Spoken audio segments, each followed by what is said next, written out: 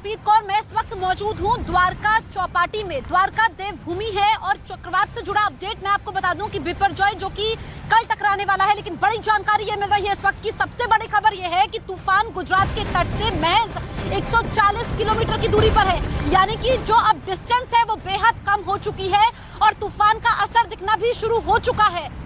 140 मील जो है वो तूफान दूर है। इसकी इस वक्त की सबसे बड़ी खबर मैं आपको बता रही हूँ। 140 मील आप ये समझिए कि अब जो कि कल दोपहर 3 बजे टकराने वाला है, तो जो डिस्टेंस है वो कम होती हुई नजर आ रही है। 140 मील दूर, यानी कि अब से कुछ देर पहले जो था वो डिस्टेंस ज्यादा थी, लेकिन जैसे जैसे वक्त आगे बढ़ रहा है, क्योंकि हवा की रफ्तार भी तेज हो गई है और कल जब ये लैंडफॉल होगा बिपरजॉय का, तो उस वक्त भारी बारिश होगी और हवा की रफ्तार 135 से 150 किलोमीटर प्रति घंटे होगी।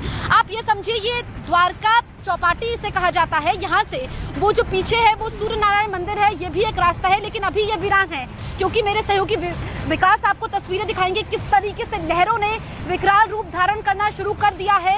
ये समंदर से जो लहरें हैं, यहाँ पर हलचल काफी तेज हो चुकी है और विजिबिलिटी भी बेहद कम है। यहाँ पर आपको एक भी पर्यटक नजर नहीं आ रहा होगा, क्योंकि ये देवभूमि है।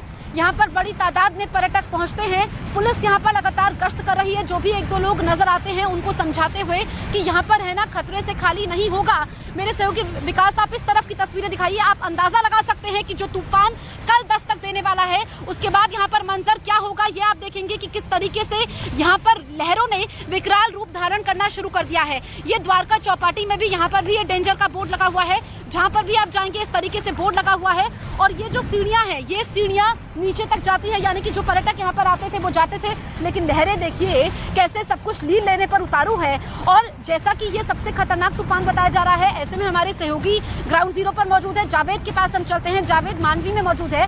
जावेद, आप बताइए कि वहाँ पर क्या इस वक्त तस्वीर दिख रही है, बारिश क्या हो रही है, कैसा मौसम इस वक्त बना हुआ है? देखिए, मांडवी में फिलहाल बारिश नहीं है, धूप निकली, लेकिन हवाएं तेज़ हैं। लेकिन यहाँ अभी एनडीआरएफ की एक टीम पहुँची है मुआयना करने के लिए। आप देखेंगे एनडीआरएफ तैनात है मांडवी इलाके में, क्योंकि मांडवी और उसके आसपास लैंडफॉल करना है। हमारे साथ बातचीत करने के लिए असिस्टेंट कमांडेंट हैं एनडीआरएफ के, राकेश जी, उनसे बात करते हैं। सर, अभी तक क्या तैयारियाँ हैं और किस तरह से आप तैयार हैं इस पूरे साइक्लोन के लिए?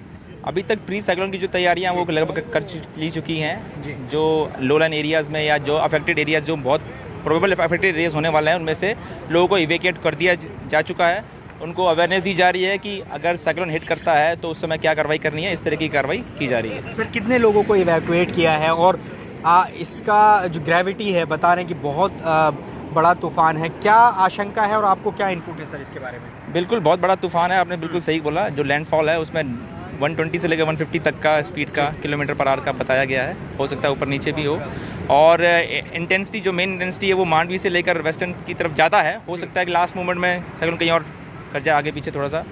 और हज़ारों की संख्या में लोगों को इवैक्यूएट किया जा चुका है, जो लोलन एरिया से, जहाँ पर कच्चे मकान थे, जहाँ लग रहा था कि वो हिट हो सकते हैं ज़्यादा तरीके। तो साइक्लोन के लिए एक आम आदमी इसको किस तरह से समझे, जो इसके आसपास इलाके में लोग रहते हैं, उनको किस तरह की गाइडलाइंस आप लगातार जारी कर रहे हैं? और आप यहाँ भी मुआयने के लिए आए, हालांकि ये पूरा इलाका खाली है, यहाँ पर कोई नहीं है, तो किस तरह से आप लोगों को आगाह कर रहे हैं? हम लोग को उनको साइक्लोन में डूज एंड डोंट्स बताया है हमने उनको, कि कैसे कार्रवाई करनी है, कहाँ रहना है, कच्चे मकान में नहीं रहना है, पक्के मकान में रहना है।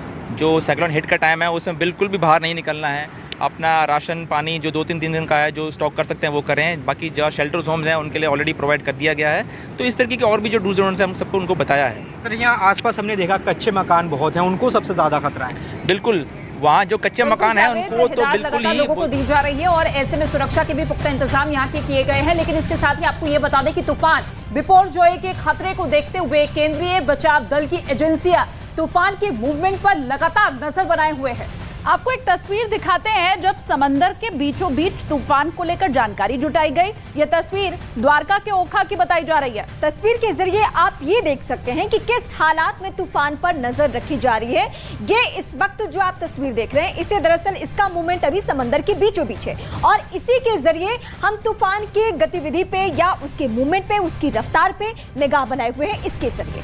बिल्कुल, देखिए ऊंची ऊंची लहरें लगातार उठती हुई नजर आ रही है। हालांकि आज का और कल का दिन बहुत ज्यादा महत्वपूर्ण हो जाता है। अभी फिलहाल लैंडफॉल इस तूफान का नहीं हुआ है, लेकिन उससे पहले किस तरीके की तेज बारिश हो रही है, किस तरीके का असर हो रहा है, उसको लेकर पूरी जानकारी इसी के जरिए जुटाने की कोशिश की जा रही है। समुद्र के बीचों बीच इसके जरिए ये नापने की, ये भापने की कोशिश की जा रही है जो गति हो सकती है इस पूरे तूफान की, क्या कुछ हो सकती है, क्योंकि अब ये तूफान जो है इसी तटीय इलाके पर बहुत नजदीक तक पहुंच चुका है। तो ये जो जहाज है इसका आगे का भाग आपको इन तस्वीरों में दिखाई दे रहा है और कैसे एकदम से लहरें आती हैं और इसे पूरा घेर लेती हैं, ये आपने देखा।